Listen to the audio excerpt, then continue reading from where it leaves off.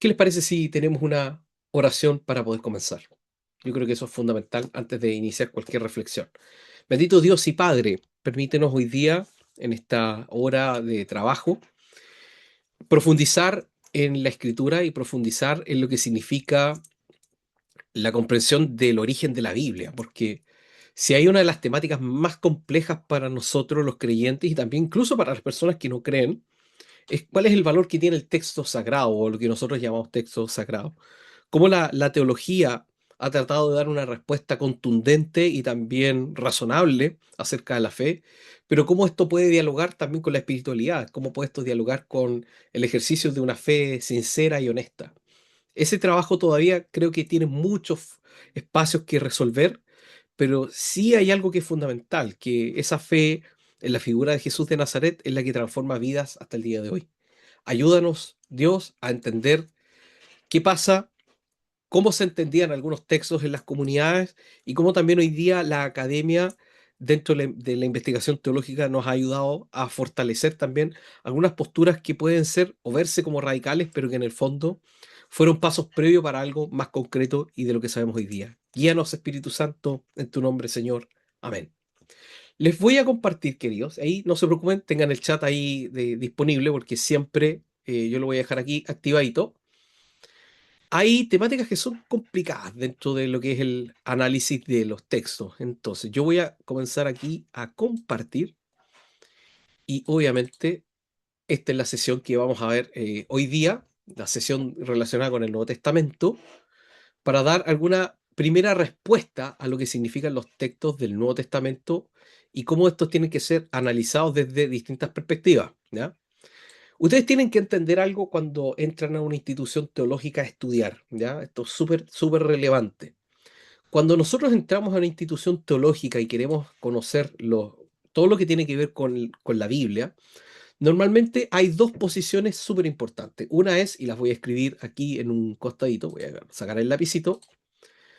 Una es la visión de la confesión de la corporación o el lugar donde nosotros estemos, la confesión de fe. Y otra cosa muchas veces es la academia, ¿ya? Entonces, en estas dos posiciones existen a veces matices en común y contrastes totalmente opuestos, o sea, blanco-negro. No quiero decir que la academia es la negra ni la confesión de fe es la blanca, no, no tiene que ver con eso, sino que la argumentación relacionada a los conceptos que nosotros entendemos desde la confesionalidad, por ejemplo, nosotros decimos que Jesucristo es Señor dentro de nuestra confesión de fe y que es el único Dios. Desde la academia se podría cuestionar teóricamente, y me pongo acá un poco bajo la postura de John Lennox, académicamente tú puedes cuestionar qué Dios, ¿ya? Porque es una pregunta distinta. No estoy diciendo que la confesión sea una pregunta menos relevante, es igual de relevante.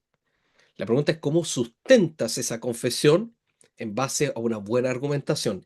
Y ahí entra lo que también hay un autor, que se los voy a anotar aquí para que ustedes después lo busquen, se llama John Paul Kinghorn, así se escribe. Este teólogo escribió un libro, es un pastor anglicano, pero es bien entretenido este caballero, porque él escribe un libro que habla sobre los puentes entre la ciencia y la religión. Entonces, este autor encuentra lugares en común donde la ciencia y la religión pueden convivir o de alguna forma sentarse a conversar.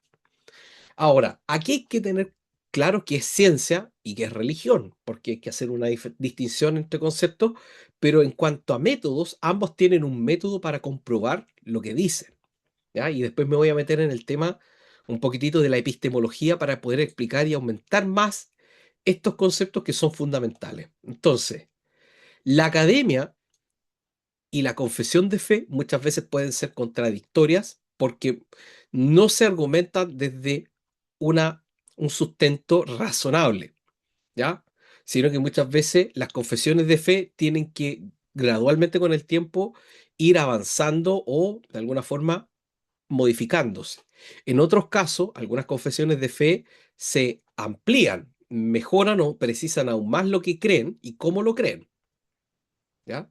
Y eso pasa muy seguido. Y ojo, no solamente en sectores protestantes, los que quizás sean de alguna iglesia protestante, lo entienden de manera muy práctica cuando hablamos de, por ejemplo, la confesión de Westminster, la confesión escocesa, las confesiones inglesas en distintos periodos de tiempo, ya que no son las únicas. Y en el fondo una confesión de fe es una serie de articulaciones que buscan afirmar lo que uno cree de acuerdo a ciertos razonamientos.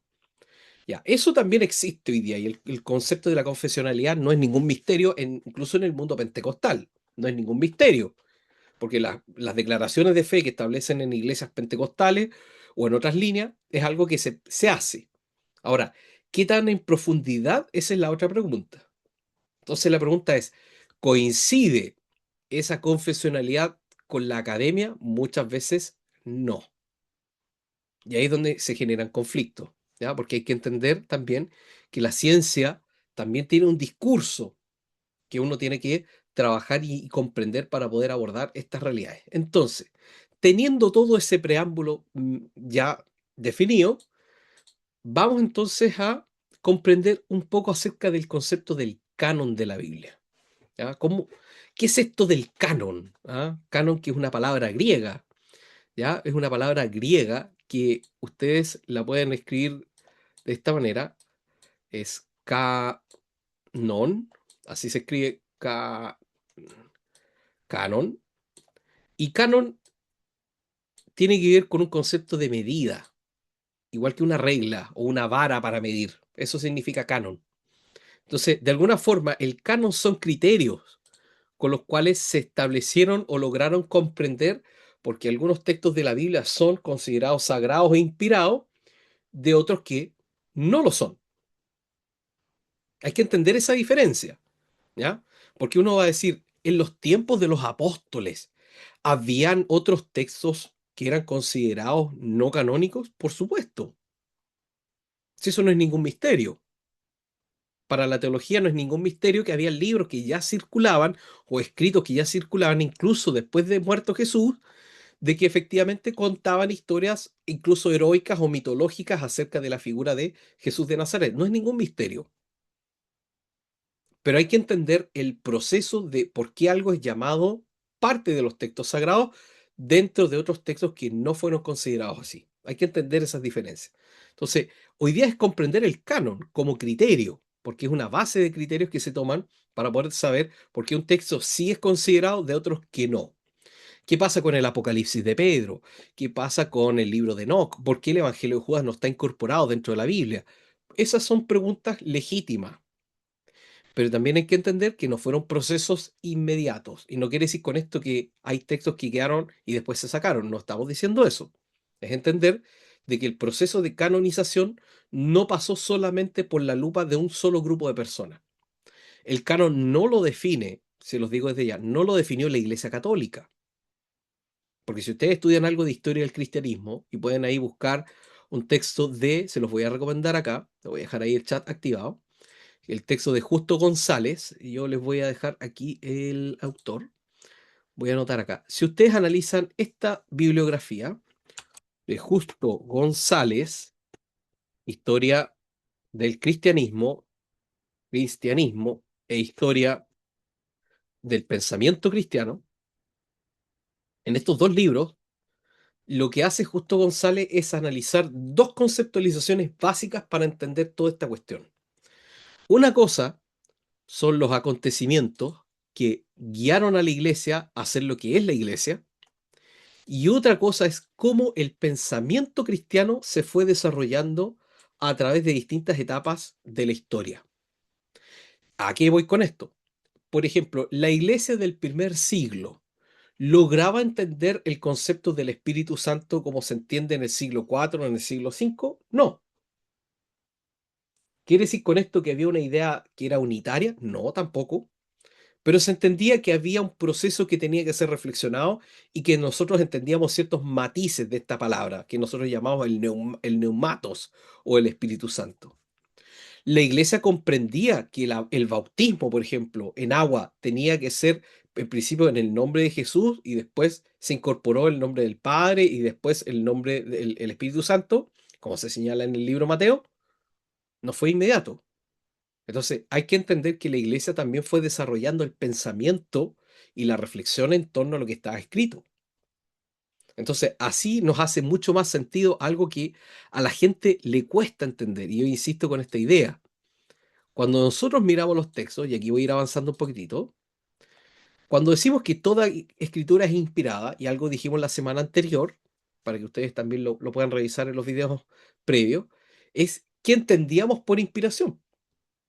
Y sobre todo, qué entendemos por inerrancia, que es otra palabra más complicada, sobre todo cuando tenemos que analizar los textos del Nuevo Testamento, del Antiguo Testamento. O sea, qué es inerrante y qué no se considera inerrante. ¿Ya? Y ese criterio que le puso, ya voy a responder eso, sí, vamos a llegar a eso, Gonzalo, porque efectivamente estos criterios no es que se impusieron, fueron criterios de las comunidades. Y lo interesante es cómo llegaron ellos a esos criterios, porque no fueron criterios de la nada. ¿Mm? No, no te preocupes, Andrea, ningún problema, bienvenida. Entonces, miren lo que pasa acá. Cuando nosotros decimos que toda escritura es inspirada, yo algo les dije, nosotros cuando leemos este texto que es de 2 Timoteo 3:16, ¿ya? Nosotros siempre decimos pasá grafe, todo escrito, es theoneustos, que significa que es insuflado por Dios. O sea, hay dos componentes que hay que entender acá, de este tipo de texto. Cuando nosotros decimos que un texto es insuflado o soplado, nosotros tenemos que entender que el texto es un texto vivo y además es un texto que claramente es dado por Dios y no por otro. O sea, la idea del texto inspirado no es humana. ¿Quiere decir con esto que Dios anula la personalidad del que escribe? No, no lo hace, para nada. Pero hay que entender que el proceso, nosotros aquí siempre vamos a hablar de proceso de inspiración. ¿Y por qué? Porque la misma idea de ser insuflado es la misma idea que se utiliza cuando el hombre recibe el aliento de Dios en el concepto de la creación. Primero Dios lo forma del barro, le da esa forma, eso habla de un proceso y un periodo de tiempo que no sabemos cuánto fue, y además de eso viene la segunda etapa que Dios le da la vida. Entonces no podemos decir, y Pablo está usando el mismo concepto de que no es algo inmediato e instantáneo. O sea, Dios se toma el tiempo para la inspiración, por supuesto. O sea, hay un concepto que quizás es más que cronológico. ¿Pero para qué? Porque para enseñar y entender la inspiración, uno tiene que entender que la inspiración, como no es un dictado automático, sino que es un proceso reflexivo, involucra la enseñanza. O sea, la inspiración es un proceso educativo. Por ende, tanto el autor en el proceso de investigación como el lector en el proceso de comprensión está actuando en los dos aspectos la inspiración bíblica. ¿Ya? Eso hay que tenerlo muy presente cuando leemos los textos. ¿Por qué nos damos cuenta de esa realidad? Porque si tú lees el Evangelio de Juan o lees el Evangelio de Mateo, tú notas diferencia.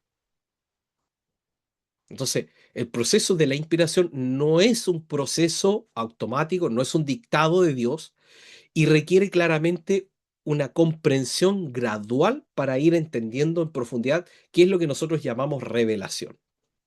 Si Dios hubiera querido que fuera automático, nos lo habría demostrado inmediatamente y no habría tenido ningún problema. Pero Dios lo trabaja de una manera distinta, lo trabaja con la figura de Jesús de Nazaret. ¿Qué pasa con la figura de Jesús de Nazaret? Jesús de Nazaret es el gran problema, tanto para la teología como para la filosofía y otras áreas del conocimiento, porque Jesús de Nazaret se muestra gradualmente y se va notando poco a poco el inicio de su ministerio y posteriormente el trabajo final, que es la muerte y resurrección. Entonces, Jesús cumple con esta idea a cabalidad. No se hace problema, no se hace conflicto, porque también hay que entender algo, que dentro de la cosmovisión judaica, el aprendizaje de algo no es inmediato. El concepto de guardar la ley, que ustedes han leído en sus textos, o más que nada deberíamos tener una visión más judaica de estos conceptos, es entender de que para el judío el proceso no es absolutamente inmediato, sino que es gradual. Los niños son presentados a los 12 años, donde tienen que recitar ciertos textos de la Torá en la sinagoga o en el templo. Posterior a eso, viene otra etapa de la vida donde se marca la adultez, donde también hay una reflexión en torno al texto sagrado. Y posteriormente vienen los procesos de aprendizaje de la vida. Entonces, la vida judía, tanto en los tiempos de Jesús como lo que Pablo trata de transmitir en textos como este, por eso el concepto de la didascalía, no es un proceso inmediato, sino que es un proceso que toma tiempo. ¿Mm? Ah, ¿Me puede hacer preguntas, Andrés, por acá, por escrito, en un ratito más, o me las puede después dejar por interno? No hay problema. No hay problema. La idea es poder ayudarlos también en eso. ¿Ya? Entonces, ¿qué ocurre? Es útil para la enseñanza porque en el fondo descubre qué cosa, lo que es lo recto, lo que es la instrucción y además, aquí lo traduce como rectitud, que es esta expresión dikaiosene, siene, que en el fondo significa justicia. Entonces, la revelación no es un proceso solamente para entender algo como que. ¿Recuerdan ustedes la película Matrix? ¿Ah? No sé si alguno la vio, ha pasado muchos años, quizás 26 años prácticamente desde que se estrenó. ¿Ustedes recuerdan cómo el protagonista aprendía cosas? Ahí como que le cargaban la información y él, wow, sé kung fu, wow, sé manejar un helicóptero, wow, sé manejar camiones. Bueno, nosotros a veces tenemos esa idea de la inspiración bíblica y no es eso. Porque si yo hablo de educación, o sea, si hablo del concepto de dica- este concepto, el didascalian, de enseñanza, si hablo del concepto de colocar al descubierto, de rectitud, de instrucción y además hablo de justicia, esos procesos no son inmediatos. Y Jesús cumple con eso a cabalidad. ¿Cuánto tiempo estuvieron con Jesús los discípulos? 3 años y fracción. ¿Y cuánto tiempo les tomó entender de que era el Mesías? Más de 3 años algunos. Porque cuando Jesús es arrestado, lo dejan solo. No creen que él finalmente es inmediatamente el Mesías. Después Pedro lo niega 3 veces. Entonces, los mismos discípulos fueron incrédulos con respecto a la figura de Jesús de Nazaret. Entonces, ¿es un proceso inmediato? No siempre. Ahora, en esto pueden haber matices también. Podemos encontrar gente que entienda la fe de una manera práctica y rápidamente y otras personas que les va a costar mucho más. Entonces, entendiendo eso, fíjense lo que dice aquí de la expresión teoneustos, que es un adjetivo, o sea, es una cualidad que Dios otorga al autor. Los adjetivos dentro de nuestro lenguaje, cuando yo digo que Juan es lindo o María es bella, es una cualidad del sujeto, la belleza, pero en el caso de esta expresión, Dios asigna el concepto de la inspiración, no es nuestro. Y Pablo se lo está recordando a Timoteo por los textos de la Torá, por los textos del Antiguo Testamento, por los textos de los profetas y por los textos que tienen que ver con la historia de Israel. No lo está diciendo por las cartas que él mismo está escribiendo, él no lo sabía. Entonces, ¿qué pasa ahí? Bueno, ya tenemos claro lo que es la revelación como concepto y proceso. Entonces, también acá, aquí me equivoqué yo, porque esto es, si mal no recuerdo, esta es Primera de Pedro 1:21, perdón, Segunda de Pedro 1:21. Y aquí aparece un verbo que es muy interesante. Este texto se los voy a leer en griego para que ustedes también lo tengan. Entonces lee como no u, gar, eh, thelemati, mm, anthropou, enegte, poté, profeteía. Fíjense, aquí hubo la expresión de profeta, ¿ya? Profeteía, alá, hiupo, neumatos, otra expresión clave que hay que tener muy claro acá, hagiu, mm, fenomenoi, mm, la lesan, apotheu, anthropoi. O sea, toda cosa deseada de hombre fue llevada en algún momento por profecía, no fue llevada solamente por profecía, sino por el Espíritu Santo. Entonces, segunda de Pedro 1:21 lo que nos está diciendo es que a pesar de que los seres humanos tenían el anhelo, incluso a través de la profecía, de dar a entender y conocer los conceptos de la revelación, Pedro tiene muy claro que eso no fue sino por obra no humana, sino que fue por obra del Espíritu Santo. Entonces, al texto de Segunda de Timoteo 3:16 tenemos que agregar esto, que el concepto de la inspiración es un proceso guiado por el Espíritu Santo. Por eso el concepto de insuflado por Dios tiene más sentido, porque es un proceso 100% divino en las personas. ¿Ya? Pablo y Pedro hacen una apología muy fuerte a lo que significa la inspiración del texto, para no decir que justamente fueron escritos hechos al ojo o hechos por una persona que estaba loca. Ahora uno dirá, y la pregunta es legítima, ¿cómo sé yo que esos son los textos inspirados por el Espíritu Santo y otros no? Porque algunos quedaron fuera. Bueno, aquí es donde viene la pregunta clave.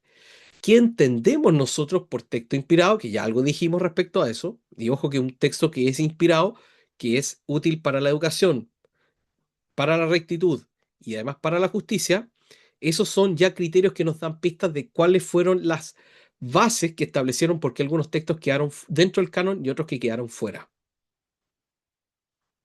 O sea, si ese componente pedagógico en los textos está o no está.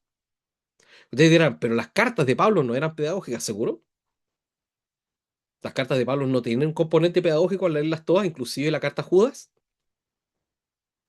o la carta a los Hebreos, que es una gran homilía, no sabemos si de Pablo o no, pero sí por lo menos sabemos que el autor de la carta a los Hebreos era una persona instruida en judaísmo, ¿está claro? Entonces, todo el componente pedagógico, si tú lo buscas en el Nuevo Testamento, existe. De una manera u otra. Siempre se quiere decir y enseñar algo, aunque sea una carta o no lo sea. El problema está en qué llamamos nosotros eso pedagógico. Y eso es lo importante cuando analizamos los textos. ¿Por qué?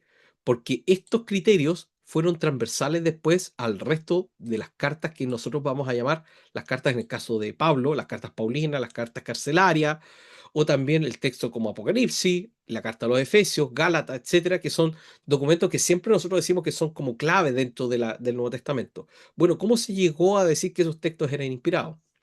¿Qué pasó con las otras cartas? ¿Se perdieron algunas cartas? Lo más probable es que se hayan perdido cartas. Sabemos al menos que Pablo tiene que haber escrito al menos unas 4 cartas a la iglesia de Corinto, al menos.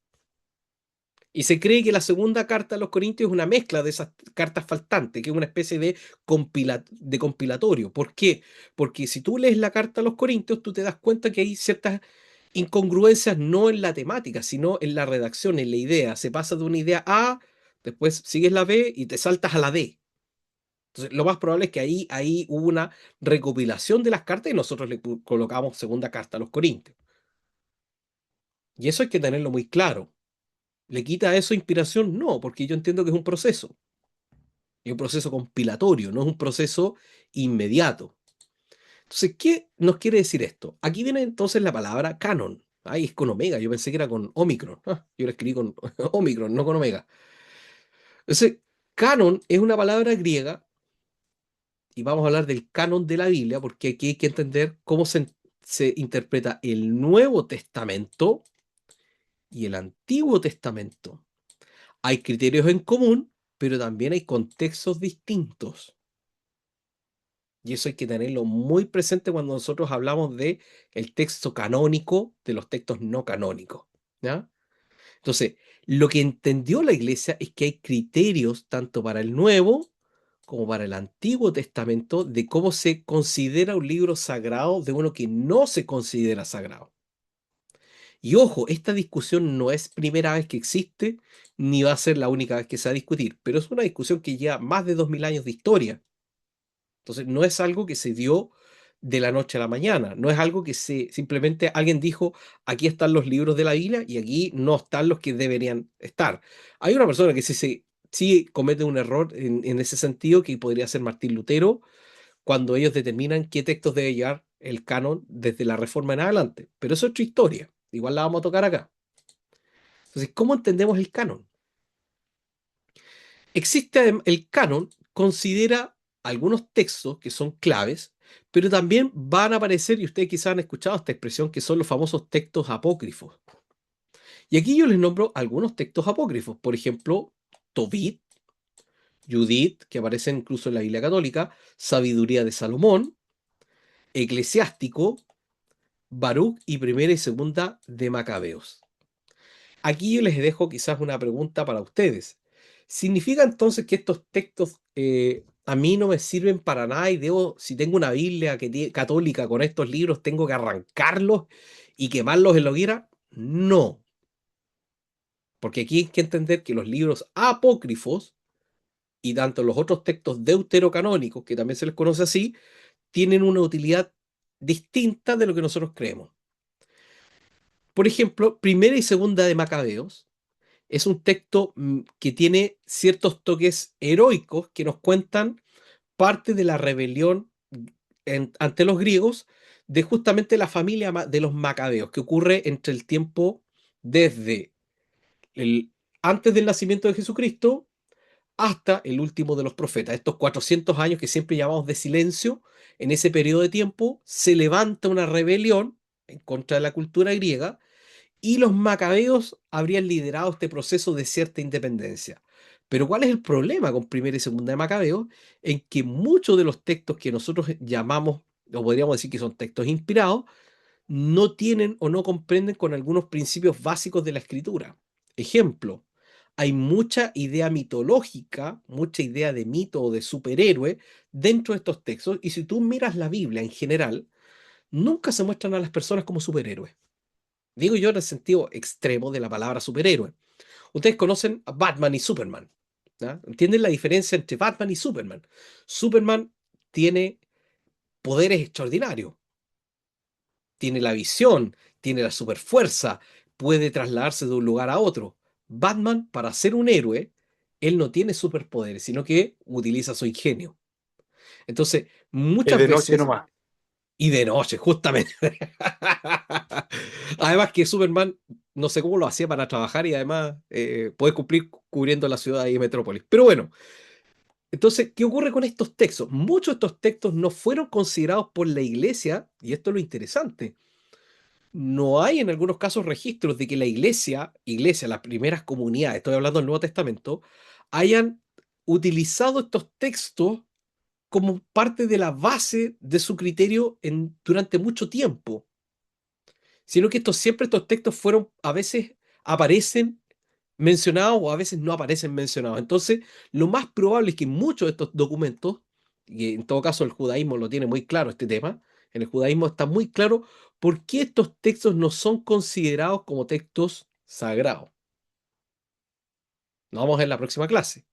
Pero si el judaísmo, que se preocupa con un extremo de lo que significa un texto sagrado, porque recuerden que para hacer una copia de un manuscrito o de un rollo, mejor dicho, uno habla de rollo, cada vez que aparece la palabra Yahvé, Adonai o Jehová para nosotros, que es la transliteración, el sacerdote debía purificarse,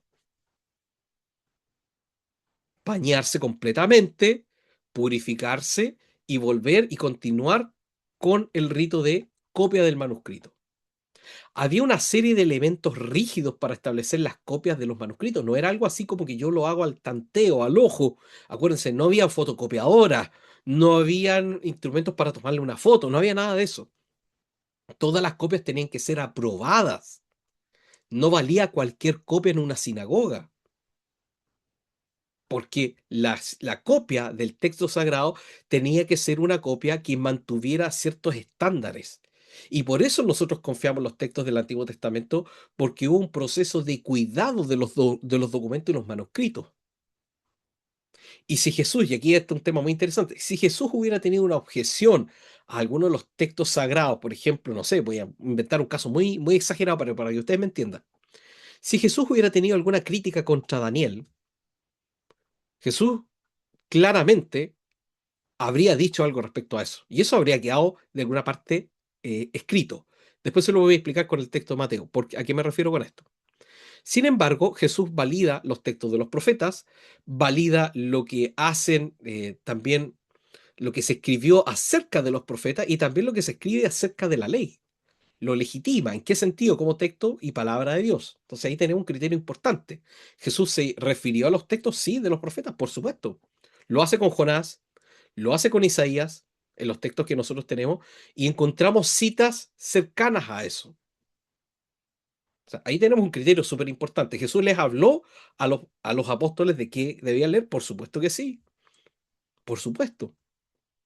A los apóstoles continuaron trabajando un tiempo en la sinagoga, sí lo hicieron. Pablo, cuando inicia su ministerio, comienza a predicarle inmediatamente a los gentiles. No, sabemos que posiblemente Pablo comenzó a predicarle a los judíos. Entonces, ¿había un proceso de reconocer eso? Sí, inicialmente. Yo digo, inicialmente. Entonces, la única diferencia que hay entre la Biblia católica y la evangélica son los libros apócrifos. Hay otras pequeñas diferencias, pero las voy a ir explicando. No solamente los textos apócrifos. Ahí tenemos la Biblia Dios habla hoy, que trató de hacer un trabajo de poder integrar estos documentos. Lo que pasa es que hay que entender cuál es la utilidad de este tipo de documentos. Los textos considerados apócrifos, deuterocanónicos o textos no sagrados, muchas veces incluyen elementos de la cultura de su tiempo que nos ayudan a entender algunas cuestiones relacionadas con las costumbres de la época. Ejemplo, la idea de el pozo de Siloé, la idea de el concepto de ángeles y demonios, que muchas veces se toca en algunos de estos textos o de estos textos sagrados, el tema de los muertos, nos ayudan a entender cuáles eran las formas que tenían en los tiempos de Jesús la gente de entender algunas cuestiones populares. Entonces, ¿te sirven como documento para entender algunas cosas? Sí. Es más, yo les digo, hay un texto que no es apócrifo incluso, que se llama, y ustedes quizás lo han escuchado, la Vida G. ¿Han escuchado hablar de ese texto, no? Ahí, por último, lo dicen ahí en el chat, si es que lo han escuchado. La Vida G de los apóstoles. Ese no es un texto inspirado, pero tampoco es un texto que hable y diga que Jesús era una especie de espíritu disfrazado de Dios. No, no, no es eso. La Vida G de los apóstoles es una recopilación de algunas comunidades gentiles que de alguna forma resguardaron parte de la enseñanza de los apóstoles y cómo ellos entendieron esas enseñanzas. Entonces, no es un documento de los apóstoles, lo más probable es que haya sido escrito por otra persona, pero la ventaja que tiene la DIAG es que nos ayuda a ver cómo al principio y en ciertas comunidades algunas costumbres o enseñanzas de los apóstoles eran entendidas. Entonces, ¿nos sirve conocerlo? Por supuesto. ¿Está en Internet disponible? Así es. ¿Pero es considerado un texto inspirado? No, porque la DIAG es una recopilación de lo que serían las enseñanzas primarias de los documentos que después vamos a llamar los textos sagrados. Entonces, no es nada nuevo, pero sí tiene detalles que son propios de la cultura, de cómo se entendían algunas cuestiones temáticas, y eso alguien lo juntó, lo recopiló y se preservó durante mucho tiempo. Ahí ustedes tienen otro documento que muchas veces nadie lo conoce. Entonces, no es ningún misterio para la teología hablar de los textos inspirados. Si el tema está cómo entendemos el criterio de la inspiración para poder escoger los textos que nosotros llamamos textos sagrados. Porque la pregunta es legítima. ¿Puedo confiar en los mismos libros que se escribieron hace 2000 años? ¿Son los mismos de hoy día? Bueno, ya tenemos algunos criterios que nos dicen cómo se empezó a entender esta cuestión. Además de eso, además de eso, existen distintos tipos de documentos y estos son los pseudoepígrafes. Esto era costumbre, esto era una costumbre muy popular en los años, incluso cuando estaban algunos evangelistas vivos. No sé si alguien puede buscar acá Lucas capítulo 1 y lo pueda leer aquí en voz alta. Lucas capítulo 1, versos del 1 al 4. Lo voy a anotar acá.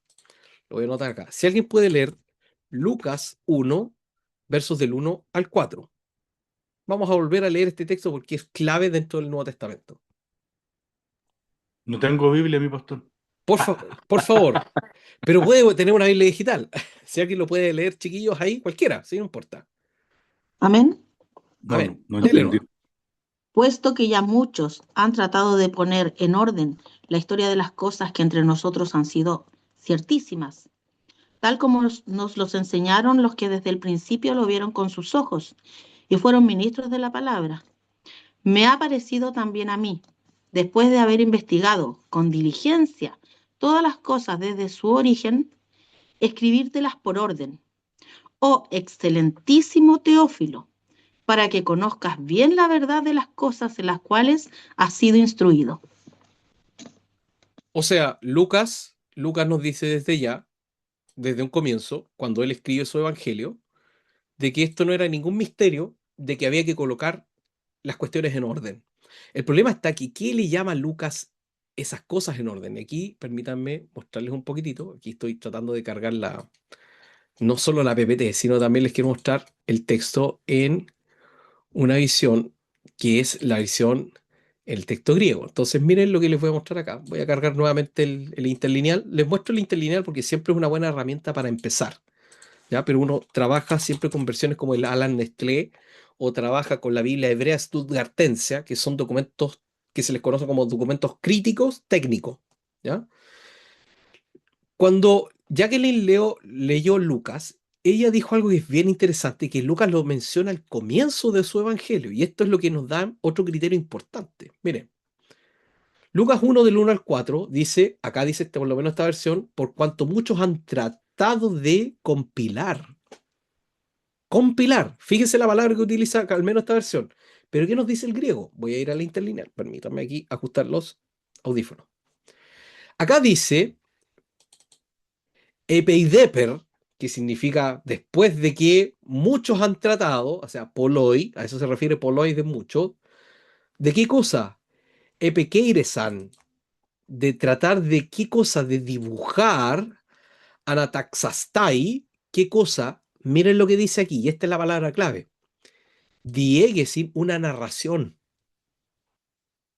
O sea, desde incluso los apóstoles estando vivos, desde el proceso después de la predicación querigmática, o sea, los primeros años de transmisión oral de las enseñanzas de Jesús en las comunidades, hubo gente que trató desde un principio, o quizás desde mucho tiempo, un tiempo después, de escribir de alguna forma o de dibujar una narración de lo que concerniente, peritón, lo concerniente a lo que ocurrió a quién. Y este es peplero-fenómenon. Hasta a mí me cuesta decirlo, que es una palabra compuesta griega, ¿ya? Entonces, esto es un verbo. De las cosas que ocurrieron entre gemin, entre quienes, pragmaton, y que fueron cosas que fueron relevantes o en el fondo que tienen que ver con lo acontecido. O sea, lo que está diciendo Lucas en el verso 1 de su evangelio es que hubo un montón de personas que trató de hacer una narrativa de lo que ocurrió, pero ¿qué fue lo que ocurrió? Los acontecimientos relacionados a la figura de Jesús de Nazaret, sus apóstoles, lo que tiene que ver con los años de ministerio del Señor. Y Lucas entiende que hay una necesidad, porque recuerden que Lucas no es un apóstol, escribe años después, y como gentil, él tiene que hacer el trabajo de investigar cómo se redactaron o qué fue lo que realmente ocurrió. Entonces aquí entendemos la esencia misma también de la inspiración divina, porque aquí hubo un trabajo de investigación. Cuando en algunos sectores quizás más protestantes se dice que los evangelios fueron escritos de manera posterior o que el texto de Lucas es solamente narrativo, estamos omitiendo la base del texto mismo. Tanto Lucas como el libro de los Hechos es una recopilación que busca poner en orden lo que aconteció. Y usted dirá, ¿en qué me sirve eso? Porque no es lo que solamente a mí se me ocurrió, sino que es una narrativa de las cosas que ocurrieron entre aquellos que estuvimos ahí. O sea, es una recopilación testimonial también. Pero ¿servían todos los testimonios? No. ¿Por qué? Porque hubo gente que trató de dibujar una narrativa y es aquí donde aparece otro concepto que es el que les estaba mostrando recién. El concepto de los textos que son considerados como pseudoepígrafes, estos que están acá. O sea, ¿hubieron textos que trataron de decir a nombre de otras personas algo? Sí. Ejemplo, tenemos el Apocalipsis de Pedro, el Evangelio de Judas. ¿Lo escribió Pedro? No. ¿Lo escribió Judas? No. ¿Y cómo sabemos eso? Porque los manuscritos más antiguos son de casi 2 siglos después. Entonces, ahí hay otro criterio importante para determinar por qué un texto se considera sagrado o no. ¿Cuál es la cercanía de los autores con la figura de Jesús y sus apóstoles? ¿Por qué? Porque eso me permite de alguna forma depurar, y para que se entienda la palabra depurar, es como dejar en limpio, más claro, la idea central de la enseñanza verdadera, lo que se quiso decir. O sea, ¿fueron al lote estos trabajos? No. ¿Fue algo inmediato? Tampoco. Pero hubo un trabajo temprano de querer saber quién escribió qué cosa, por supuesto que sí. ¿Y este trabajo solo se le ocurrió a Lucas? Lo más probable es que no. Lo más probable es que no haya sido solamente Lucas el que quiso poner estas cosas en orden. Porque por algo Mateo escribe su evangelio, por algo Juan escribe el evangelio de Juan, y por algo tenemos el evangelio de Marcos, que es el primer evangelio, el más antiguo. Juan Marcos tampoco fue, o a quien nosotros llamamos Marcos, tampoco fue parte de los apóstoles. Entonces, ¿qué trabajo hicieron ellos para poder recopilar todo esto? Ejemplo, el caso de Mateo. ¿Cómo Mateo supo que Jesús tuvo que huir a Egipto y supo de la muerte de los primogénitos? ¿A quién habrá entrevistado? A la mamá, lo más probable. ¿Habrá entrevistado al padre? No lo sabemos. Quizás el padre falleció mucho antes, no tenemos detalle ahí. Pero sí entendemos que la genealogía de Jesús, en la cual si usted analiza el Evangelio de Mateo y analiza el Evangelio de Lucas, que aparecen dos genealogías distintas, las genealogías buscan en una justificar la parte legal y en otro lado la parte del linaje divino. No son genealogías cronológicas como a veces la gente quiere pensar, porque no tienen ese objetivo. Los judíos no hacen la genealogía en un sentido moderno, actual nuestro, que es de alguna forma justificar en base a líneas de tiempo, en base a periodos de cronología. Eso aparece siglos después de la historia. En el judaísmo no se escribe de esa manera, porque no se pensaba así. Entonces, ahí nosotros tenemos que entender que sí hubo un trabajo temprano de querer dejar los textos por escrito. Entonces, aquí existen periodos de tiempo, y eso es lo que quiero un poco señalar. Voy a dibujarlo aquí rápidamente, espero que sea mejor. Mi forma de escribir es horrible, yo lo reconozco, pero aquí tengo una regla que aquí me va a ayudar. Aquí voy a hacer una especie de... Voy a tratar de hacer una línea de tiempo, como lo hace mi padre. ¿Ah? La línea de tiempo, le gusta a él ese concepto. Y vamos a dividir esto en varios periodos de tiempo. Miren, normalmente aquí, en este periodo de tiempo que está, vamos a suponer que acá es el tiempo en que Jesús muere, más o menos en el año 33, digo yo 33 al 36. Depende mucho el periodo de tiempo como se quiera analizar, pero siempre hay un delta de unos 10 años, ¿ya?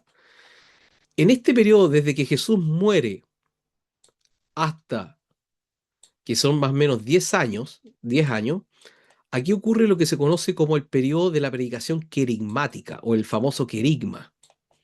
En este periodo de 10 años, la transmisión de las enseñanzas de los apóstoles, en este caso de Jesús, era mayormente una transmisión oral. No había, y si es que había algo escrito, debe haber sido muy pequeño, no recopilado ni ordenado tempranamente. ¿Por qué? Porque recuerden también que el papel no era algo común, como es acá, que usted va al supermercado hoy día y se compra un cuaderno, compra un lápiz y se puede colocar a escribir. Hoy, eso en la antigüedad era un sueño, era algo imposible. Entonces, ¿qué se transmitía más? Con la oralidad. Y eso tiene mucho sentido porque las comunidades judías, inclusive griegas, una de las formas de aprendizaje más común era la memoria. Entonces, uno cuando analiza los textos del Nuevo Testamento, uno puede entender por qué aparecen expresiones y después dijo, y Jesús dijo qué, porque eso responde a la idea de la oralidad. Entonces, no es algo tan así alocado decir estos textos son inspirados, sí. Entonces, ¿qué pasa? Que muchas veces, y aquí es donde quizás uno puede encontrar discrepancias con las academias o con cierto sentido, en que se dice que la escritura de los textos no fue en este periodo de tiempo, lo más probable es que no haya sido inicialmente en ese periodo de tiempo, sino que fue mucho tiempo después. No solo 20, sino hasta 30 o 40 años después de que se redactaron las primeras cartas. El problema de eso, el problema de eso es que uno está subestimando el trabajo de la oralidad. Y el problema de subestimar la oralidad es, perdonen que lo diga de esta manera, es echarse al bolsillo una cuestión fundamental dentro del sistema judaico. La oralidad es fundamental para repetir los textos de la Torá en la presentación de los niños a los 12 años, no solamente por la circuncisión al octavo día, sino el acto de ser presentado en la sinagoga involucraba que aquel infante que era llevado a la sinagoga tenía que recitar textos de la Torá. Y esa enseñanza no solamente la recibían los niños, también la recibían las niñas. ¿No les llama la atención que, por ejemplo, en los textos del Nuevo Testamento siempre se señala que los niños a los cuales Jesús interviene o de alguna forma tiene alguna clase de diálogo, o se les dice niños o que tienen 12 años? La niña que muere, 12 años. Jesús es llevado y presentado, ¿qué edad? A los 12 años. Entonces, todos esos símbolos tienen mucha relevancia.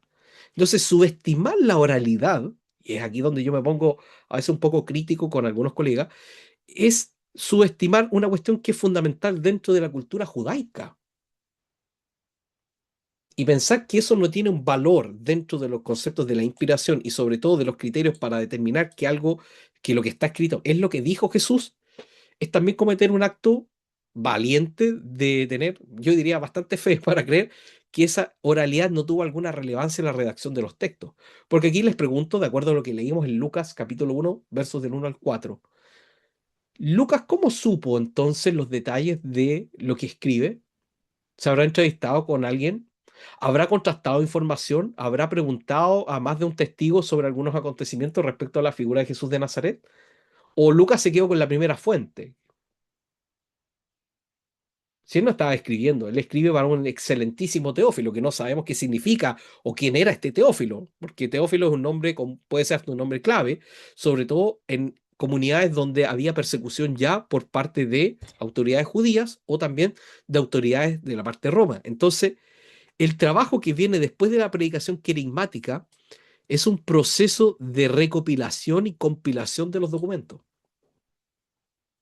Y si ustedes dicen, pero han pasado 10 años, en 10 años se puede contar una historia distinta, es que nuevamente no podemos subestimar el valor de la oralidad en la escritura y sobre todo en la mantención de una memoria colectiva, que era la memoria de las comunidades de fe. Entonces, ¿había gente que trató de contar otra historia? Bueno, ustedes saben que incluso desde que Jesús muere se trata de contar la historia de que alguien se robó su cuerpo. Entonces, sí, hubo oposición continua al relato de la figura de Jesús de Nazaret. Es por eso que también aparecieron documentos que nosotros llamamos acá, estos que están aquí, los famosos pseudoepígrafes, es decir, documentos que supuestamente habría escrito alguno de los apóstoles, pero que en realidad no los escribió ninguno de ellos. Entonces, esto es súper importante como criterio. La oralidad no puede ser subestimada en los procesos de inspiración y compilación de los textos, porque ya entendemos que la inspiración bíblica es un proceso pedagógico, por lo tanto, es un proceso también de investigación. No en el concepto moderno de investigación que nosotros tenemos, pero sí está claro que hay un proceso de contrastar fuentes y de contrastar y revisar la información. Y si ese trabajo compilatorio se hizo, entonces, ¿por qué desconfiar de los textos? Si esa es la pregunta. O sea, ¿es legítimo desconfiar de ellos? Puede ser, académicamente quizás, pero ¿podemos descartarlos? No, no se puede. Entonces, ahí encontramos un punto de equilibrio entre la academia y también entre la confesionalidad. Pero no solamente existe eso, no solamente existieron los textos apócrifos o los textos pseudoepígrafes, existieron más detalles. Ejemplo, aquí me voy a adelantar algunas cositas. ¿Mm? El problema es el siguiente, ¿ya? Si nosotros hablamos de las citas, por ejemplo, de Enoc o la supuesta cita de Enoc al Evangelio de Judas, ustedes quizás han escuchado esa cita bien famosa, o el Evangelio, el final extendido del libro de Marcos, del Evangelio de Marcos, nosotros siempre encontramos que hay, pareciera ser que hay añadidos posteriores, ¿ya? Entonces, ¿cómo se enfrentan esos problemas en la teología? Hoy día, a través de la comparación de manuscritos y un poco el análisis de algo que se llama la crítica textual, que no es la única, existen varios tipos de crítica, pero la crítica textual reconoce que dentro de la cantidad, enorme cantidad de manuscritos, voy aquí a más o menos, yo la última vez que revisé iba a una cifra de al menos 30.000 manuscritos del Nuevo Testamento. Eso es más o menos lo que hay en el Nuevo Testamento. Desde trozos, como el documento más antiguo del Nuevo Testamento, que es el el famoso P52, ¿ya? El texto de John Reynolds, que es un texto que ustedes lo pueden buscar, está en internet incluso, para que lo puedan ver. Ese manuscrito contiene parte del Evangelio de Juan y está escrito por los dos lados. Entonces, lo más probable, y eso es lo que uno tiene que entender, es que las citas que se consideran como textos añadidos posteriores sean recopilaciones posteriores de los documentos, pero eso no quiere decir que esos textos que son considerados como a veces añadidos posteriores de tanto el Evangelio de Marcos o lo que le estoy mencionando acá sobre la cita al libro de Enoch, sean documentos que en el fondo a veces o trataban de instaurar una idea culturalmente para explicar algo, se citaba para explicar algo, o derechamente aquel que copió el manuscrito incorporó eso a veces como un comentario o como una nota al margen, y eso quedó ahí porque nadie más hizo el trabajo de revisión posterior. Pero con esto se puede comparar, al comparar manuscritos, se puede saber efectivamente si este texto estaba, se puede saber hoy día. Entonces, estos análisis se hacen en la crítica textual, la crítica a las formas, crítica a la redacción, se hacen con todos estos tipos de formas de análisis de documentos escritos, pero ¿dónde está el problema? ¿Dónde está el problema? En que cuando nosotros llamamos a algo texto sagrado, nosotros pensamos que esto fue de un grupo de personas y no fue así. Los concilios de la iglesia, y estoy hablando del siglo III en adelante, siglo IV en realidad, no fueron los concilios los que determinaron cuáles eran los textos sagrados. Y ahí uno puede quizás luchar un poquitito contra la academia en ese sentido. Sino lo que ocurre ahí, queridos, para que ustedes lo tengan muy claro, es que los textos reconocieron o dejaron por escrito algo que ya las comunidades tenían presente, que eran cuáles eran los textos sagrados. Ellos simplemente se preocuparon de dejar por escrito lo que ya se sabía respecto a los textos tanto del Nuevo Testamento y lo que se considera como el Antiguo Testamento. No es un trabajo que se hizo siglos después, sino que el trabajo de compilar fue inmediato, fue temprano. Y eso se hizo en base a elementos que eran súper importantes. Mateo, y aquí les voy a mostrar un texto también, el texto de Mateo. Ustedes han leído este texto, que es bien conocido, miren. Voy a borrar acá. ¿Alguien puede ir a Mateo 28:20 y lo pueda buscar, por favor, y lo pueda leer? Solamente el texto de Mateo 28:20. Yo lo voy a cargar acá en el interlineal, pero me gustaría mostrarles el resultado de esto. Si alguien lo puede leer, texto de Mateo 28, verso 20, por favor. Ahí cualquiera, Amén. Jacqueline, no sé. Ya, dale nomás, dale nomás. Enseñándoles que guarden todas las cosas que os he mandado. Y aquí yo estoy con vosotros todos los días, hasta el fin del mundo. Amén. Amén.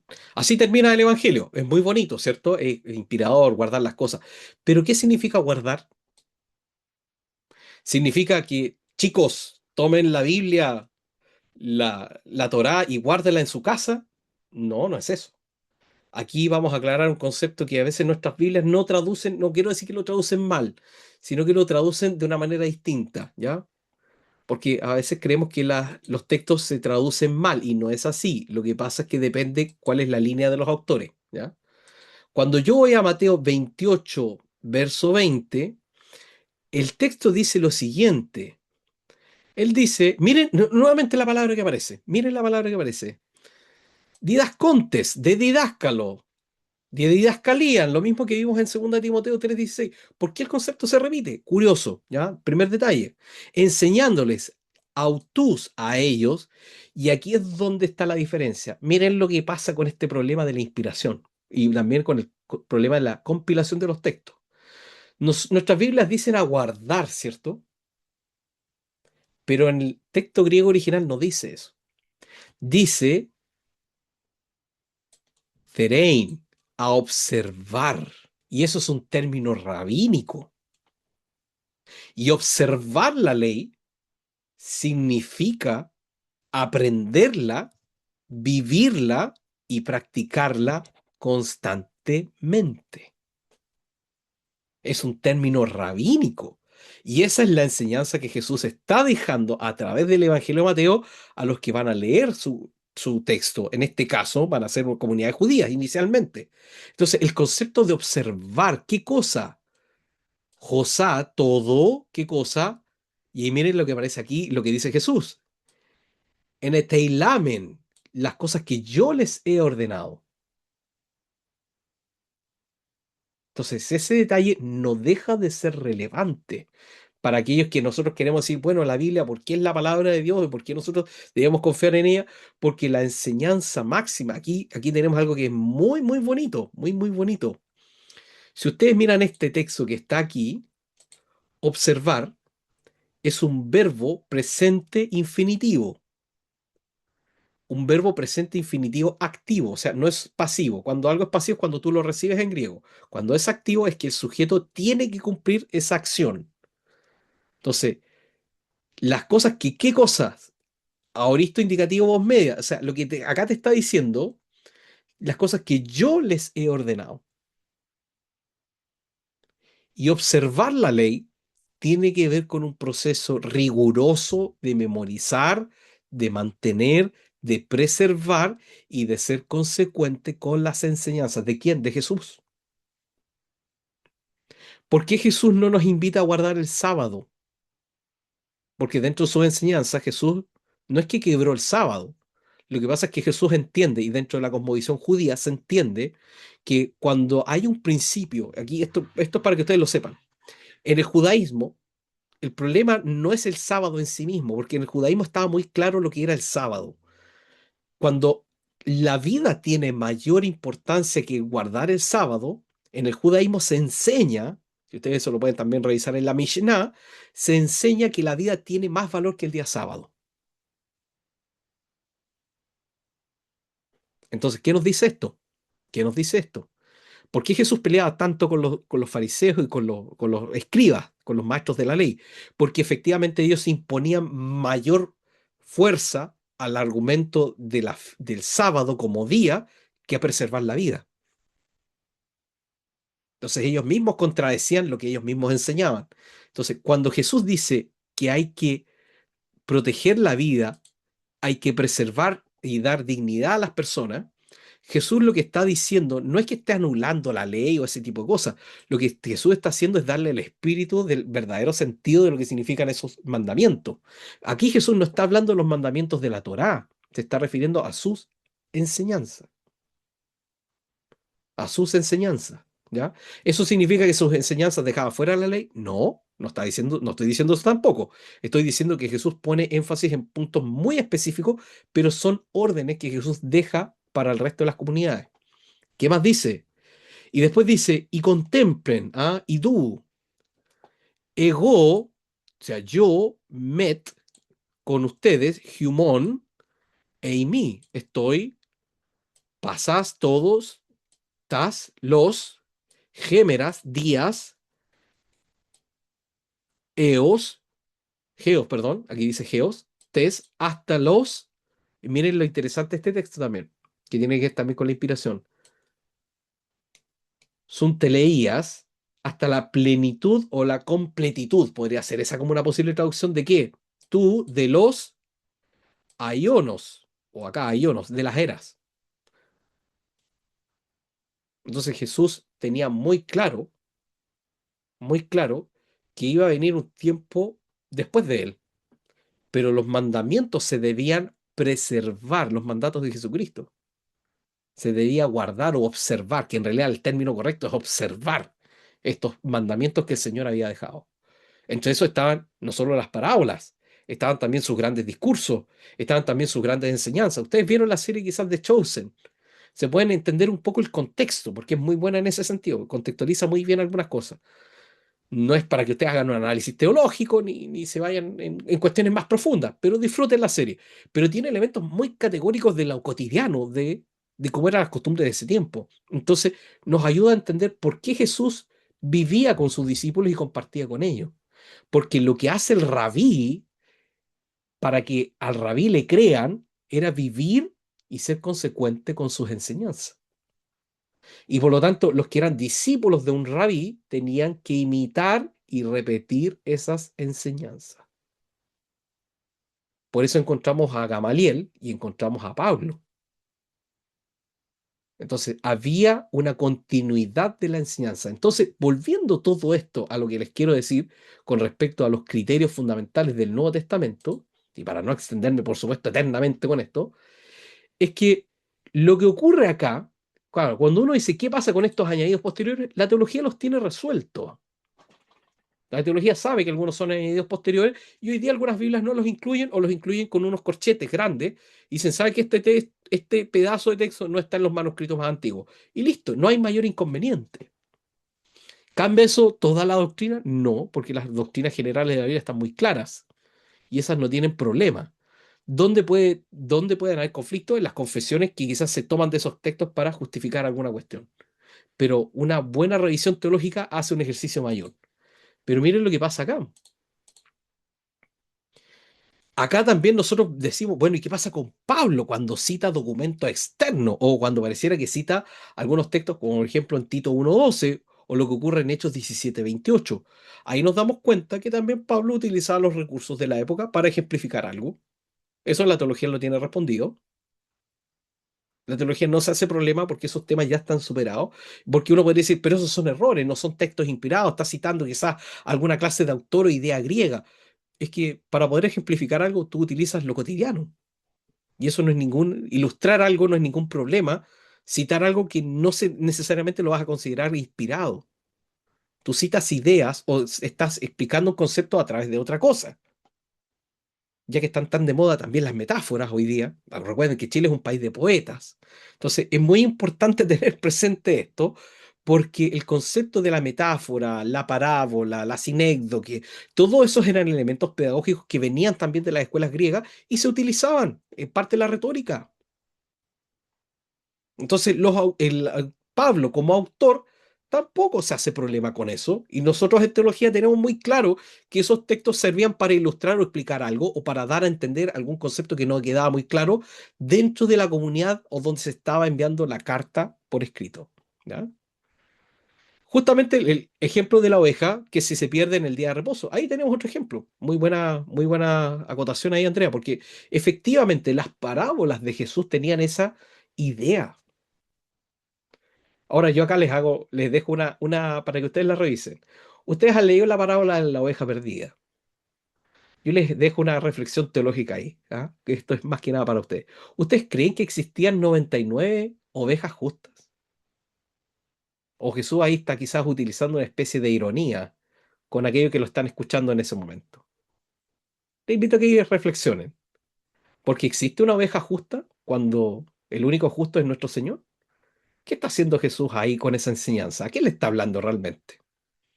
Quizás somos todos la oveja perdida, o también quizás somos todos los que nos creemos muchas veces muy justos. Ahí es para que ustedes lo reflexionen, aunque yo sé que este curso no es para eso, pero es bueno que reflexionemos a veces esas enseñanzas de Jesús que tienen a veces un trasfondo mucho más profundo de lo que nosotros creemos. Sigo con esto último. Entonces, ¿existen documentos que tenemos que conocer? Sí, ahí yo les muestro algunos. El Evangelio de Tomás, el Evangelio de Pedro, el Evangelio de Judas, el Apocalipsis de Pedro, entre otros más, que son documentos que se conocen, que históricamente tienen un lugar en algún momento del siglo II, siglo III después del Señor, y que son documentos que muchas veces tienen una mirada más gnóstica o prenóstica de las figuras de Jesús o de algunos textos que ya en realidad ya las comunidades habían desechado. Entonces, ¿qué criterios se utilizan entonces para establecer el canon? Y con esto quizás voy a dar ya la última parte del cierre, quizás me extendí un poquitito, pero quiero dejar muy bien claro esto. Cuando hablamos de fiabilidad histórica, no lo entendamos como nuestros conceptos modernos, ¿ya? Porque la fiabilidad histórica nace mucho tiempo después, porque eso normalmente está pensado bajo ciertos criterios. Cuando hablamos de fiabilidad histórica, tenemos que pensar el concepto del testimonio. ¿Qué tan cercanos los textos que citan, por ejemplo, los autores de los evangelios, se encuentran relacionados a los apóstoles o a la figura de Jesús de Nazaret? Entonces, ahí hubo un trabajo investigativo. A eso me refiero yo con la parte histórica. No es histórica moderna, no es cronológico, sino que es testimonial y es propio de la visión judaica, porque dos o tres testigos sirven para evidenciar un hecho. Entonces, hubo que hacer un trabajo compilatorio ahí. Los problemas textuales, por supuesto, algunos textos que son considerados como no inspirados presentan problemas textuales entre sus ideas general y las ideas pequeñas en relación a las grandes verdades de la Biblia. Ejemplo de esto, cuando yo digo que podemos hacer un culto o hablar con los muertos, y yo observo que en el Antiguo Testamento no hay una idea relacionada a eso, solamente el caso de Saúl, que hace una especie de espiritismo citando al profeta Samuel, pero yo no veo que eso sea una realidad para toda la iglesia y todas las comunidades. No ves a los profetas diciendo hablen con los muertos. No lo ves. Entonces, ahí tenemos también problemas textuales con estos textos que son considerados como no inspirados. O sea, tiene que haber una consecuencia entre la visión general de la escritura y también la visión que se está transmitiendo en el texto. Tiene que haber coherencia, si no, eso queda descartado. Es un criterio básico. Otro más, problemas morales y éticos, por supuesto. Muchos de los textos que les estoy mencionando, que son considerados como apócrifos o textos pseudepígrafes, justificaban inmoralidades. Esto no quiere decir que la Biblia esconda actos inmorales, porque la Biblia no esconde. Cuando David peca con Betsabé a través del asesinato de Urías el Eteo, la Biblia no esconde ese hecho. Pero tampoco dice, hagan esto muchachos cada vez que ustedes quieran tener la mujer de su prójimo. No está diciendo eso tampoco, eso sería una contradicción. Entonces, la Biblia no esconde los problemas morales, pero tampoco la Biblia transforma algo inmoral en algo moral. No lo hace. Entonces, otro criterio para considerar por qué un texto es considerado sagrado de algo que no es sagrado. Y por supuesto, los tipos de cuestionamiento filosófico. Lo que ocurre en el siglo II, siglo III, es que muchos textos que se consideraban como pseudoepígrafe o textos no inspirados tienen este problema ante la amenaza del gnosticismo dentro de las comunidades de fe. Incluso se acusa que Juan, el autor del Evangelio de Juan, habría sido escrito para poder responder justamente a las ideas prenósticas de su tiempo. Por eso ustedes ven contrastes entre luz, día, sombra, o entre avanzar, retroceder. Todas estas ideas como de juego de dualidad de ideas tendrían que ver por qué Juan escribió el Evangelio como lo escribió. Porque lo más probable es que Juan haya estado, el autor del Evangelio de Juan, haya estado en las comunidades de Éfeso y no, obviamente no estaba en Jerusalén cuando se escribió ese texto. ¿Lo habrán ayudado a Juan? Lo más probable. Lo más probable. Entonces, estos son algunos de los criterios. Por supuesto que hay otros criterios adicionales. Por ejemplo, la cercanía que tenían los testigos con Jesús de Nazaret. O sea, ¿a quién le preguntó Marcos? ¿A quién le pregunta Marcos acerca de la compilación del Evangelio? De los textos que él escribe.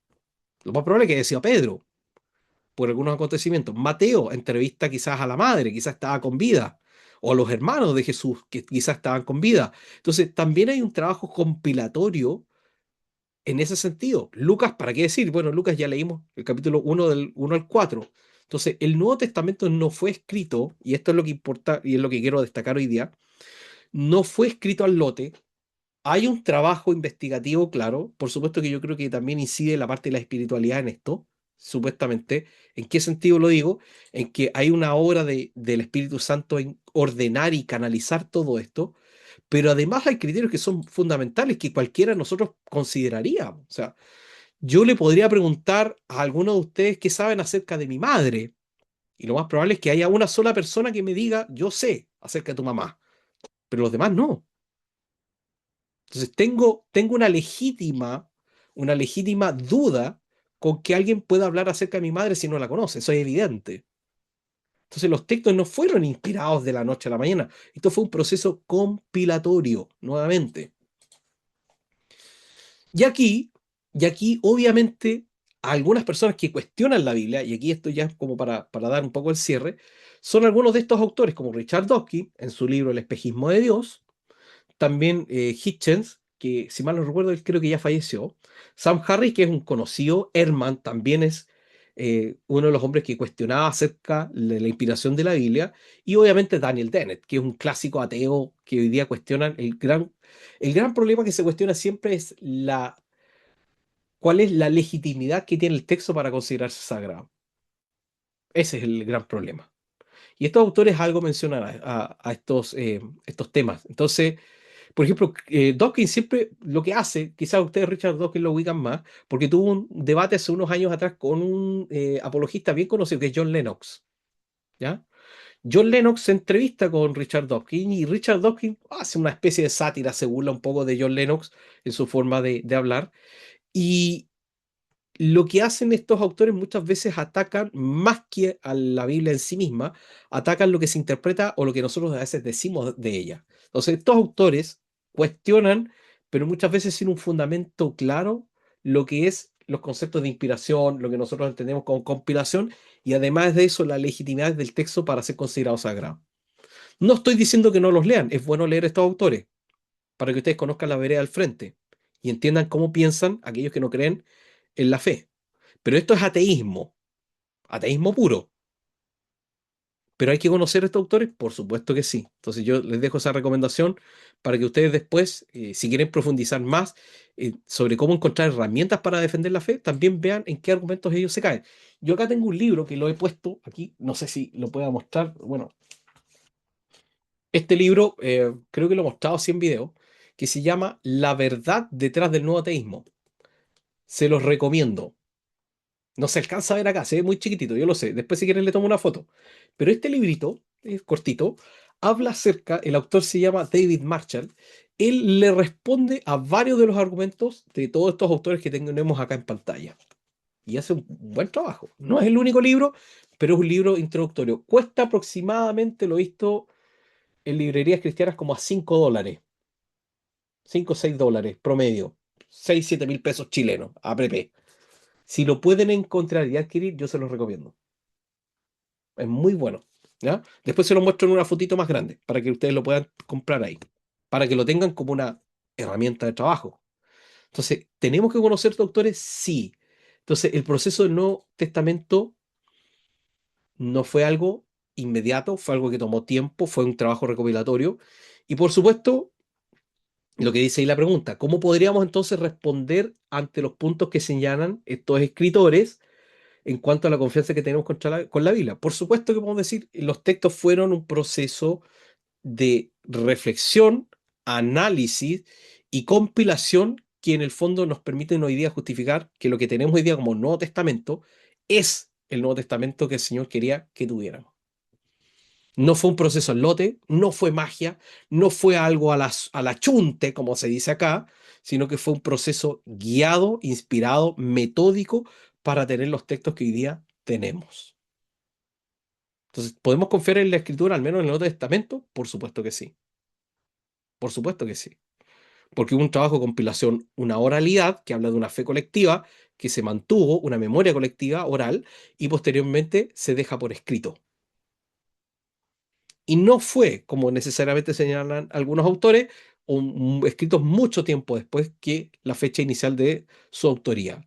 Eso un poco responde a lo que es la alta crítica, la crítica de ciertos sectores, incluso antes de los descubrimientos de Qumran, de 1946, cuando se creía también que el texto de Isaías en los tiempos de Jesús no era o no estaba completo. Y los textos de Qumran nos aclararon bastantes cosas con respecto a ese tema. Tengo un libro que habla sobre eso también, bien interesante. Entonces, y acá les cito, por supuesto, esta reflexión.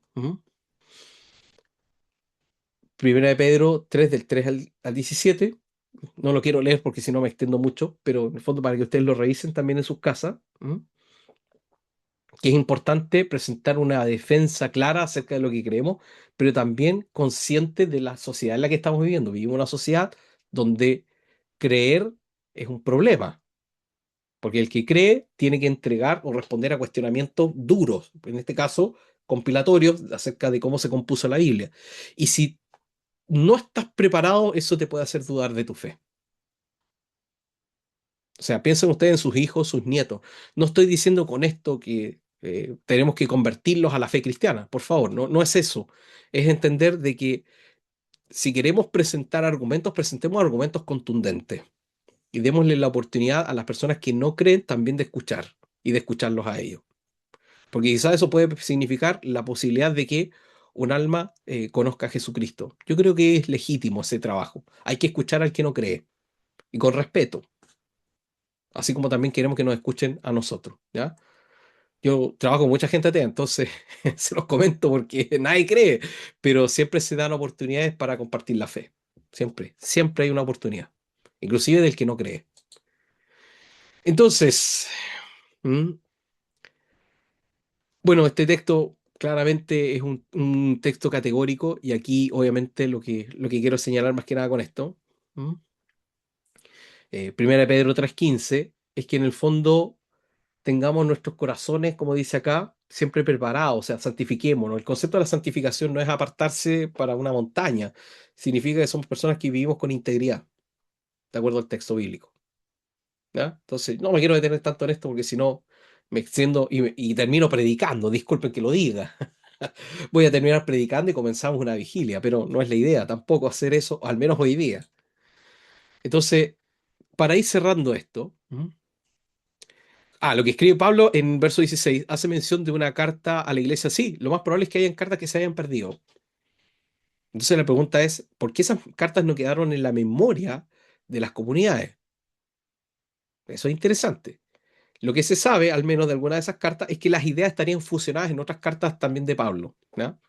Entonces la carta a la Odisea puede que haya mantenido ideas generales de temáticas que Pablo después igual desarrolla en la carta a los Efesios o en la carta a los Gálatas o en la primera y segunda de Corintios, ¿no? Entonces, puede que haya tocado temas muy personales también y quizás por eso no pasó a ser también canónico o texto inspirado. Entonces, los criterios ahí nos llevan igual a la suposición porque no tenemos más antecedentes. Si encontrásemos algo que nos dijera en la actualidad qué pasó con esa carta, que sea de ese periodo de tiempo, sería extraordinario. Pero si hubiese habido un deseo de preservar esa carta, créeme que habría estado. Se habría hecho lo imposible por preservar ese documento. No sabemos en detalle qué significaba. Y quizás es la fusión de otras dos cartas o más, que es lo que también señalan con respecto a la Odisea. Entonces, para entender algo que también es clave, igual es bueno que revisen la didaje de los apóstoles porque tiene tres componentes que son históricos, litúrgicos y ético-morales, pero visto desde la comprensión de aquellos que escuchaban las enseñanzas de los apóstoles. Entonces, igual tienen que investigar este documento para que ustedes lo conozcan y entiendan algunas cuestiones que tienen que ver con las costumbres de la época. Y finalmente, y aquí quizás me adelanto, acá, algunos textos que yo les recomiendo, no ateos ahora, sino textos cristianos. Si ustedes bueno, ya les mostré el primero, el de David Marshall, pero hay uno muy bueno que yo creo que si ustedes lo leen, les va a ayudar mucho, que es obviamente evidencia que exige un veredicto, pero la versión actualizada, no la versión que anda en internet con la foto de Josh McDowell de cuando tenía como 30 años. Tiene que ser una versión actualizada porque viene aumentada y viene con capítulos adicionales que explican otras cuestiones nuevas. Entonces yo les recomiendo que vean la versión de evidencia que exige un veredicto actualizado. Y hay un libro católico, ustedes dirán, pero es católico, sí, pero a nosotros nos interesa el argumento. Este autor, que es Hans Kuhn, que fue también casi comulgado de la Iglesia Católica por cuestionar la infalibilidad del Papa, él escribió hace muchos años atrás un libro que se llama ¿Existe Dios? Es una pregunta.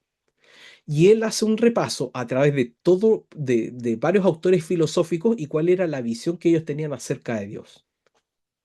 Ese libro, yo se los recomiendo, una obra como 700 hojas.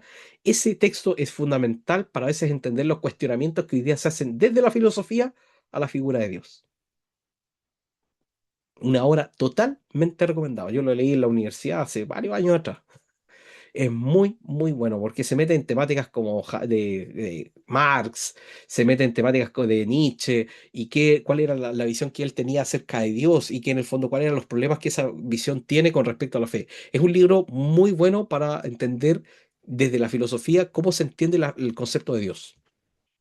Yo se los recomiendo, pero totalmente. ¿Mm? Y bien, dejo de compartirles acá y obviamente les animo a que sigan investigando ahí. Voy a maximizarlos a ustedes.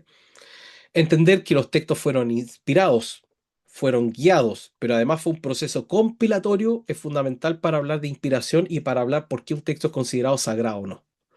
Pasaron por más de una revisión, eso ténganlo súper presente, desde la predicación querigmática, los primeros 10 a 15 años del Evangelio, hasta que comenzaron a escribirse los relatos, y lo cual Lucas nos da las pistas de por qué se escribieron los textos del Nuevo Testamento.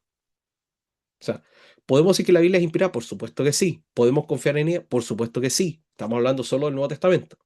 Nos queda lo último, que es el Antiguo Testamento, para entender por qué lo que tenemos hoy día es la palabra que el Señor quería dejarnos el día de hoy. Así que les agradezco, por supuesto, su tiempo. Yo sé que me dieron más minutos de lo que yo suelo extenderme con esto, pero ya tienen ustedes algunas herramientas. Yo les voy a mandar, por supuesto, la PPT para que la puedan descargar, y obviamente subir el video para que ahí, si usted lo desea compartir, compártalo. A mí me da lo mismo. No me afecta en nada, compártelo, porque con esto más gente se educa, y eso es lo mejor para el Evangelio y la fe. Que hoy día tengamos herramientas para el ministerio. Me permiten hoy día cerrar con ustedes orando esta sesión, para que podamos ser bendecidos y descansar. Bendito Dios y Padre, te damos gracias por este tiempo y por la oportunidad que nos das. Gracias por cada uno de los que hoy día estuvieron y compartieron con nosotros. Gracias por las herramientas que nos permites entregar y servir a tu pueblo, a quienes deseamos ir un paso más allá. Y permítenos, Señor, que más personas puedan conocerte a través incluso de estos medios. Ya sé que mis hermanos y hermanas tengan la posibilidad de compartir esto en devocionales, en estudios bíblicos, pero también en sus hogares con aquellos que no creen. Porque a veces en nuestra misma familia hay gente que no quiere creer porque han tenido malas experiencias por distintas razones. Pero quizás esto sea un paso para poder acercarte a ti, a esos corazones que a veces no quieren saber nada acerca de la fe. Bendice a aquel que va a ver este video, la clase, Señor, en el nombre de Jesús. Amén. Queridos, que Dios les bendiga, que descansen, y nos vemos para la cuarta clase. Chao, chao.